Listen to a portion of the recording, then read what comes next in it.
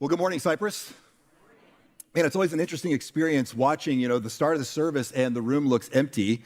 And then by we get to this point, it's like, wow, we've kind of filled up almost a little bit. So that's always encouraging. But it is just so good to be together in this time and in this space. And for those of us who are watching online, for those of you joining us online, we're so glad that you are able to do that. And of course, if you're anywhere in our area, we would love to have you with us. It's really not the same without you. And it's so much better when you are here with us. So anyway, there's this common occurrence that happens in my home, maybe in yours too. And I don't know, maybe it's with your kids or maybe it's a roommate situation, but here's what it looks like in my home. Like we'll ask one of our kids to wash the dishes. Like it's their chore, it's their turn, wash the dishes. And we come back and we find that only some of the dishes have been washed. And so we ask, why? What happened with these dishes? Why didn't you wash those? Well, I didn't use those dishes. Okay, right? Same thing with our laundry. Like we'll say, okay, it's your turn to do the laundry. Go ahead and do your laundry. And then so what happens is they take the wet clothes that were already in the washer and they just take them out and place them on the floor of the laundry room. And we're like, why didn't you just put them in the dryer? They're not my clothes, right? Or the bathroom, like it's your turn to clean your bathroom. And we go in and we find that the sink is still a mess and there's still dirty towels on the floor and stuff, hanging in the shower and stuff. And they're like, well, I didn't make those messes. And so with our kids, it's like completely this whole idea of cleaning up after someone else is just entirely outlandish and unfair and unreasonable to them, right? It's like, why should I have to clean up a mess that I didn't make? And of course, we remind them all the time, well, if your mom and I thought that way, then the house would be a disaster all the time, I'm picking on the kids, right? I love my kids. I love my teenage kids. I love my young adult kids. The truth is, it's probably the same in your house. You've probably had similar experiences with your teenagers. At least I hope you have. That makes me feel a lot better if you have. The truth is, I was exactly the same way when I was that age. And the truth is, if we want to get real honest, the truth is I'm still that way sometimes. I don't think we always outgrow this mentality. I still run into this tendency in my own thought patterns and things where it's like, I didn't make that mess. I didn't make those mistakes. I didn't create those problems. Why should I be the one that has to deal with them? We still think this way a lot of times. In fact, we run into this mindset in others and in ourselves all the time. And so maybe this looks like for you, there's a coworker that's frustrated with you because of how you do things. Or maybe your spouse is upset because of plans that you made without their knowledge. Or maybe, a friend of yours is offended by something you shared on social media. We have these kind of situations all the time, and a lot of times our response to them is we just sort of shrug them off, and we're like, you know what? That kind of sounds like a you problem. And really what we're saying with that is we're saying, why should I have to adjust my life in any way, my feelings, my preferences, my opinions? Like, why should I have to alter my life in any way for someone else? That's a you problem, not mine. Amanda actually reminded me this past week that it was 6 years ago to the day. In fact, I think it was either last weekend or maybe earlier this past week. 6 years ago to the day when our entire country started shutting down for COVID. Remember that? You're like, yes, Eric, we of course remember that. In fact, we're trying to forget it. We're trying to leave that in the past and move on, and you keep bringing it up. So thanks a lot. But really, it's a great example because just the memory of that, just thinking back on that season, all I have to do is just mention the word masks. 6 years later, and some of us are still tensing up when that word comes up, when we mention that, right? 6 years, in fact, I heard some laughter. There might have even been some groans, maybe some eye rolling, right? Because just the memory of that takes us back to all the different views we had. Do we wear the masks? Do we not wear the masks? I'm not here to stir all that up again, okay? We're not going to get into that. But I just think it's actually a great example of something that could have been so simple. Really a small thing in the grand scheme of things. But somehow it became so politicized and so polarizing. And we all remember just how that one issue alone, and there were a lot of other issues going on in the world at that time, but that one issue divided our entire nation, divided our communities, divided even our churches. And we were at different churches, you and I, at that time, but we were going through the same stuff. Even some of our homes and our families were divided over that issue. And it's an extreme example. And it was a very complex situation. A lot of things kind of factored in, a lot of complications to that, I understand. But I look back on that, I use that as an example because I think it brought to light, it actually revealed some attitudes and some mindsets and maybe some assumptions that we've always had that still play into our relationships today. This idea that, first of all, I am right and I have rights. Right? I am right. So that means I'm going to push to get my point across. That means I'm going to interject with my fact checking to make sure you know I know more than you and you're wrong and I'm right. I'm going to argue my case over and over again because I need to be validated. I need to be justified. I need you to know that I'm right. But also, I have rights. So don't ask me to do something I don't want to do. Don't tell me what I have to do or can't do. Certainly don't expect me to forfeit those rights in any way because I deserve better. I deserve to be happy. And on some level, again, we're just being real honest this morning, on some level, these thoughts and attitudes resonate with all of us. There's something that we find in this mentality here that seems right. It seems appropriate. And so what happens when two human beings come together, like their worlds collide, their lives collide in a relationship, both believe they're right. Both believe they have rights. And so often when a friendship goes sideways, or a marriage begins to fracture, or families and homes start to divide, we can trace it back to one or more people in that relationship who are clinging to these assumptions. I am right and I have my rights. And I mean, just think back to the last thing you thought about. Again, not to bring up some unpleasant business for you, maybe with people you're sitting next to this morning, but just think back to the last thing you thought about. Chances are you can sort of reduce that down to one of these or both of these things. This is what you were fighting about, ultimately. And you fought and you fought and you fought. And sometimes we can be so determined to win those fights that we end up losing the friendship. And this is really what we've been talking about for the past 7 weeks. This is week 7, part 7 in our series called Loving Well. We've been talking about this because really the most important thing, like everything that really matters in life comes down to this. It's all about relationships. And I think we all get that to some degree.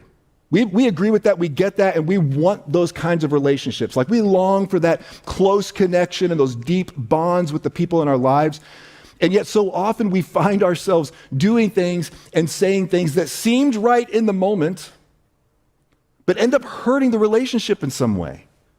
Or even worse yet, end up ending the relationship. And so for the past 7 weeks, we've been asking this question: how can we learn to love in ways that draw people closer instead of pushing them away? And as we wind this series down, this one idea, we're going to talk about this one idea that really sits beneath everything that we've been talking about so far. Because loving well isn't just about proving you're right. It's not about protecting your rights. It's about laying them down for the sake of the relationship. And this theme shows up in multiple places throughout the scriptures. We find this again and again, and so I want to look at one of those places with you this morning. The Apostle Paul was this passionate champion of the gospel of Jesus, right? He was this guy that would take the message of Jesus, the good news of Jesus, all throughout the Mediterranean world, and he would stop along the way. He would start all these little churches. That was Paul's deal. Well, toward the end of his life, Paul was actually a prisoner in Rome. He was in a Roman prison, and one of his churches, one of the churches that he helped start, actually sent him a gift to encourage him, to help him. And with that gift, though, also came some news about this particular church, that they were possibly experiencing some deep division within their church family. And so as Paul often did in moments like this, where he was trying to address a problem in the church, or he was maybe just trying to express some gratitude, or both, Paul wrote a letter to this church. And so today we're looking at Paul's letter to the church in Philippi. We're looking at Philippians chapter 2.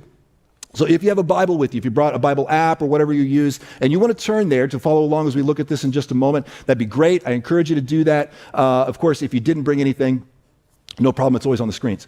But we're looking at Philippians chapter 2, and Paul begins this portion of his letter by making this appeal to the church on grounds of their love for Jesus and the difference that he's made in their lives.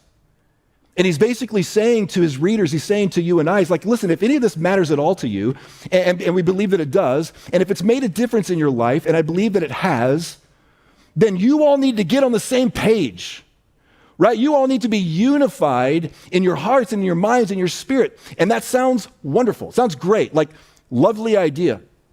But they needed some practical guidance in how to live this out in their real life relationships. And so that's what Paul does. And we're picking up in verse 3, Philippians chapter 2, verse 3. Paul writes, do nothing out of selfish ambition or vain conceit. Now we know what Paul is talking about here. We've probably experienced this at some point. Those friends who only seem to call when they need something from us, right? Those relationships that start to feel less relational and more transactional. Selfish ambition, or maybe vain conceit. It's like that person, there's always that one person in every conversation who's like name dropping or one-upping, It happens at all the family gatherings, there's always that one person. Or maybe it's the coworker who's always seems to embellish their stories to make themselves look a little better. Or maybe it's that person that just always seems to need to be noticed or recognized or affirmed in some way. These are the sorts of things that Paul is talking about. I mean, selfish ambition says, how can this relationship benefit me? How can I use this relationship to my benefit? Vain conceit says, now how can this relationship make me look good? And a lot of us have had friends like that. We've been on the receiving end of relationships like that, and it doesn't leave us with a good feeling. It doesn't feel nice, right? We usually walk away from that feeling used or leveraged, or it's like we've been reduced to a means to someone else's gain. And so Paul is saying, listen, if this is what's happening, and this is how you're treating each other, well, then it's no wonder that your friendships always stay sort of surface level. It's no wonder that you're experiencing this sort of discord and division in your church, and so knock it off. Right? Is what Paul's getting at. He doesn't actually say stop it. Instead, he actually just sort of flips it upside down. And so when we continue and pick up and continue on verse 3, Paul says, rather in humility. In humility. Now that's a word, we're going to stop right there because that's a word that I think we all love. Humility. It's one of those things that's so much easier to admire in someone else. Right? Not so easy when it comes to pulling it off ourselves. In fact, it's one of those things that as soon as you think you finally have it, you've already lost it. That's kind of how humility works. And what's interesting is that in the first century context that Paul is writing to, this word was almost offensive. I mean, it wasn't considered noble or admirable at all. In fact, it was almost exclusively associated with servants and slavery. And so Paul's audience reads this word that he uses, humility, and they're like, what? What is Paul saying in our relationships? We need humility. He's talking about this like this is a virtue, like it's a good thing. And actually, Paul isn't referring to humility as simply just a good thing, but actually a necessary thing when it comes to bringing two or more human beings together in a healthy and unifying relationship. I remember reading the book by Rick Warren called The Purpose-Driven Life. It's a wildly popular book. I don't know if you've all, or any of you have read that book. This was like in 2003, okay, so it's been around for a little while. But for me, reading that book at that time in my life, this had a huge impact on my life, on my faith.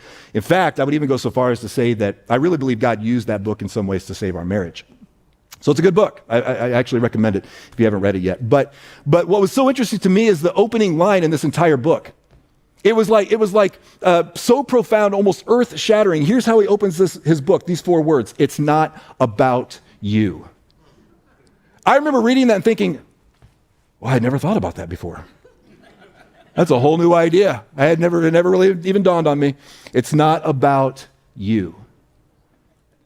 That's what Paul is saying here. He's like, remember, guys, it's not about you.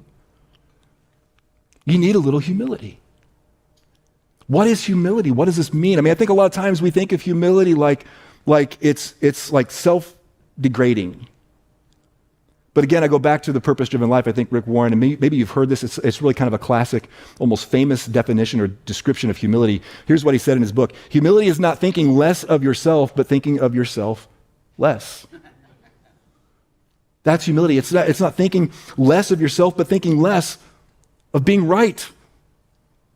It's thinking less of the rights that you think you have. In some ways, it's almost like forgetting yourself. And basically, even just like setting yourself aside entirely so you can, as Paul goes on to say, finishing verse 3 and into verse 4, in humility, value others above yourselves, not looking to your own interest, but each of you to the interest of the others. Notice the key word in his statement here. Others. Right? Others above yourself. Others first. And listen, here's what Paul is trying to teach us, what he's trying to reinforce in us. He's like, listen, if you want to reach those relationship goals, right? I don't know if we still do the hashtag relationship goals, if that's still a thing on social media. It used to be a thing. But I mean, you all have these. Like we all want to have those close, intimate, lifelong friendships. That's a relationship goal. Or maybe on Instagram or TikTok or whatever you're on these days, like maybe you've seen those videos of those couples growing old together. And they're still holding hands, and they're still walking on the beach, and they're still dancing and like flirting with each other. They make me cry, okay, when I see those videos, because that's a relationship goal. I want that. I want that in my relationship with Amanda. A few months ago, we had our kids in town with us. Our two oldest daughters live in Indiana, and Sophie, our second oldest, she's our tattoo artist, and she lives up there, and she was with us, and one night around the dinner table, we were talking about her dating life, and I think she would tell you it's been a little slower than she would like it to be, and so I just said to her, I said, babe, you've got really high standards, which I appreciate, I admire, I applaud that, but also, no one's actually perfect. So you might want to have just a little wiggle room in there, still high standards, but just a little wiggle room, And she said, Dad, I just want what you and Mom have. I know. That also makes me cry. I said, babe, that's awesome, but 26 years of marriage, like, we didn't get here without going through some really hard stuff, without having to learn a lot of things about each other, without having to grow through some really painful immaturity, stupid things that we've done. I've done. I'm just speaking for myself now. I'm not talking about Amanda. It didn't always look like this. And the reality is we're still growing. We still have a lot of growing up to do if we want to make it to 50, if we want to make it to 75. And this is what Paul is saying. Listen, whatever your relationship goals might look like, you don't get there without an others first love.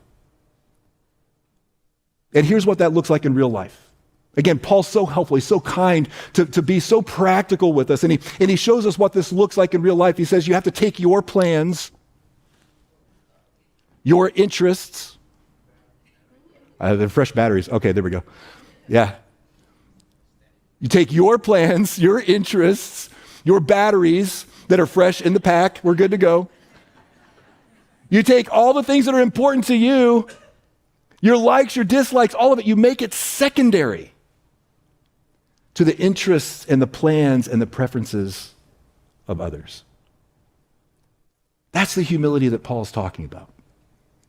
It's learning to bend your life around the needs of others. It's this others first love that's actually at the very heart and soul of loving well.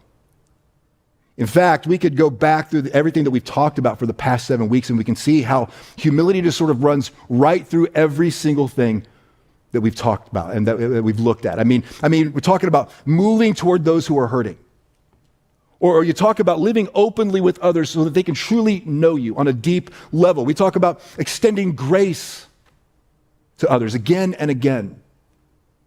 Or welcoming people into our lives who are different than us, or choosing our words in our conversations carefully. I mean, all of these things hinge on humility. And I want to say this because everything that Paul is talking about here, just on a very practical level, we talk about humility, we talk about putting others above ourselves and looking to others' interests and things like that. This is all really good relationship advice. No matter what you believe about God, no matter what you believe about the Bible, whether you're a Christian or not, this is good advice. But here's the thing. this kind of others first love doesn't come naturally to us. I mean, as human beings, humility isn't really a muscle that we like to use very often. And honestly, we're not even really that good at it. Even in our closest relationships with the people we love the most, it's a struggle. And so speaking directly to Christians now, Paul is reminding us that the real power in this isn't in just what we should do, but in who we look to. And so Paul goes on, verse 5, he says this, in your relationships with one another, have the same mindset as Christ Jesus. The same mindset. In other words, think of yourselves the same way Jesus did. Think of yourselves the same way Jesus thought about himself. And to drive that home, Paul actually does something really interesting here. He references what many believe was a praise song that was used in the early church in the first century when those believers would gather together in their homes or wherever, whatever that looked like. This is a song that they would sing together. And he's using the lyrics from that song. And we're only going to use or look at the first part of this. But here's the mindset of Jesus, who being in very nature God, did not consider equality with God something to be used to his own advantage. Rather, he made himself nothing by taking the very nature of a servant, being made in human likeness. And being found in appearance as a man, he humbled himself by becoming obedient to death, even death on a cross. So here's what Paul wants us to understand. No one had a higher position. No one had more power or privilege than Jesus, the Son of God, right? And it was well within his rights. I mean, he had every right to use that all to his own advantage. But instead, he chose to humble himself by becoming one of us, a human being. And so may think about that. He chose to enter into our world and experience firsthand our physical weakness, our relational strife, our pain and our suffering, even physical death. Paul says even death on a cross. I mean, that alone was humiliating. I mean, crucifixion in the Roman world was reserved only for those criminals who were the lowest of the low in that society. And so crucifixion wasn't just an excruciating death, it was a humiliating death. But Jesus humbly chose all of it. He chose to set aside his rights and his privileges so that you and I could know God and experience his love and have an intimate relationship with him. And that's the mindset of Christ that Paul talks about. It's an attitude that says, it's not about me. It's not about my rights. It's not about being right. In fact, the countercultural, counterintuitive way of Jesus that Paul's helping us understand is this, and it comes down to this thought, this statement that winning your relationships means losing your rights. Winning your relationships. It means losing your right to go first or be first. It means losing your rights to get ahead or outshine another person. It means losing the rights to be served, applauded, rewarded, or even acknowledged at all. Winning your relationships means losing your rights to be proven right. And that's a hard concept for us to grapple with. I mean, we talk about losing our rights. Maybe a better way to understand that in this context. When we talk about losing, it's really more like loosing. Loosing. It means that we're not clinging to our own interest or advantages or privileges. But like Jesus, we're invited to hold it loosely, to let it go, to lay it down for the sake of someone else. That's what loving well looks like. That's what loving well requires of us. Not out of obligation, not out of fear, not to make ourselves look good, but from a heart that's being formed by the Spirit of God in the way of Jesus. You know, at the end of the day, we can choose to be someone who's always right. We can choose to cling to our individual rights. Or we can choose deeper, richer relationships. And what I'm trying to say is that we can choose to cling to our rights or to our relationships. But it can't be both. It can't be both, because winning our relationships will always require losing our rights for the benefit of those we love. When you follow Jesus through the four Gospels in the New Testament, right, those first four books, Matthew, Mark, Luke, and John, they tell the story of Jesus from four different vantage points. And when you follow Jesus through his story, you begin to notice something really interesting about him. You see this again and again, where he's the one serving others and not the other way around. Right? Again, there's so many examples of this, but we look and we find that Jesus, their Lord and their master, is serving fishermen. He's serving tax collectors. He's serving rich people and poor people. He's serving happy people and sad people, sick people, healthy people. He's serving sinful people. Like, he's just serving all the people. And that may seem so odd to us. I mean, Jesus, a man of his stature and position in that society, and yet he's serving them. And this was just, it seems odd to us, but it's just the way of Jesus. It's his way. The more excellent way, as Justin talked about last Sunday. And from his own mouth, Jesus makes it very clear why he did this. I mean, he says in Matthew 20:28, "For even the Son of Man came not to be served, but to serve others, and to give his life as a ransom for many." Through his life and his teachings, Jesus shows us that serving others is how we love them well. And again, even if you're not a follower of Jesus, you can take that idea, you can take that concept and begin to apply it to your life and your relationships, and I'm telling you, it's a game changer. But for those of us who are followers of Jesus, this goes so far beyond just good advice.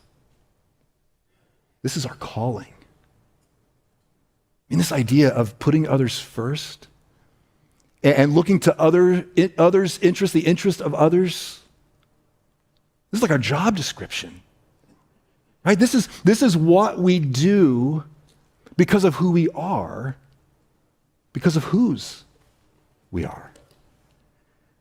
And so when we begin to understand that this whole thing is wrapped up in our identity of who we are as Jesus followers, who we are in Christ, this really starts to change our mindset, and it compels us to ask this question. As we look at our relationships, we begin to ask this question: what do others need from me? What do I not what do I need from them? Not how can this relationship serve me or make my life better? But what do others need from me today? How can I reshape my life around their needs to serve them? What am I willing to lose so that someone else can win? Maybe that means losing some of your time by helping someone with something, or maybe just sitting with them, spending time with them. Maybe it means using some of your resources to bless someone in need. Maybe it just means giving up some of your comfort, some of your convenience, maybe even some of your rights. I saw a great example of this actually last week right here at Cypress with our new parking that we've been talking about with these new service times. Last Sunday was our very first Sunday with these new times. And with this, we were talking about new parking plans and ways that we were going to try to make this work for both services. And we knew, man, we were asking a lot and making a lot of adjustments with this. And I knew that I was probably asking some people to do some things that you really didn't want to do. And so going into last Sunday, I was just curious, how's this going? And how's this going to go? And so about midway through the service in the 9 o'clock this service last week, I just peeked my head outside and I looked and I saw that basically everyone in the 9 o'clock service had parked. If they weren't parked on the front lawn, which was totally part of the plan, they were parked along the right side of our general parking, almost every spot filled. And I was so excited about that, because what that meant for a lot of you as you pulled onto our campus was that meant that some of you drove past some spots that were much closer. And you wanted those spots, but you went all the way back. You took some of those back spots. Some of you pulled in the campus last week, and you saw that some of these prime, like highly sought after paved parking spots were still empty. And I know some of you were thinking, that spot's never open when I get here. And I've always wanted that parking spot. And now it's open and I can just take it, and that's my right. I got here first. But you also thought, you know what, somebody else probably needs it more than me. And so in some cases that meant you went back like to the way back, and you took some of those back parking spots. And listen, I haven't looked out yet this morning to know it could be a disaster this morning. I don't know. Last week, though, you crushed it, Cypress. And I do want to celebrate that with you because I'm so proud of you and how you responded to that. That may seem like a small thing, but I want you to connect this with everything that we've been talking about, because in a very real way, that's embracing the mindset of Jesus. That you gave up your right to something to serve someone else. And really, that's what this whole thing is about. Like, loving well is so much bigger than just getting along with others. It's so much bigger than just being a better friend or being a better spouse or a better parent or whatever. Because loving well is really, it boils down to, it's an invitation to bring Jesus into every one of our relationships, to reflect his love in each of our relationships. Can you imagine what this would look like? Like what our homes would start to look like if we all lived with the same mindset of Jesus? Like how this would impact our marriages and our families? Like can you imagine what this would do in our schools if we all lived with that mindset? Our workplace? Can you imagine what traffic would start to look like? If we lived with that same selfless and sacrificial concern for others, putting others first the way he did. This is why the gospel of Jesus truly has the power to transform our relationships. Because and truly, if you want to know the secret sauce behind all of this, behind loving well and what that means, this is it. It's Jesus. It's the gospel of Jesus at work in our lives, because the truth is, you and I can't just decide to do this better. We can't do this through sheer determination. We can't just do this by striving harder for it. Because the truth is that kind of love does not come naturally from us. It comes from God, who is love. It comes from Jesus, who is the embodiment of that love. And when we surrender our lives to him and follow him in obedience, we experience this union with Christ, where his life and his love flow into us and out of us to those around us. And so loving well ultimately begins with loving God. It starts with believing that Jesus Christ lived, died, and rose again specifically for you. So that believing that, you then give your life to him as your Savior, your teacher, and your master. So, as we've been asking this question every week, how can we learn to love in ways that draw people closer instead of pushing them away? The answer is by looking to Jesus, the master, which we've been doing each and every week, but more importantly, the answer is in giving our lives to him. Surrendering our lives to him, to follow him, to grow closer to God and more in the likeness of his Son, Jesus, for the sake of others. Would you bow your head with me?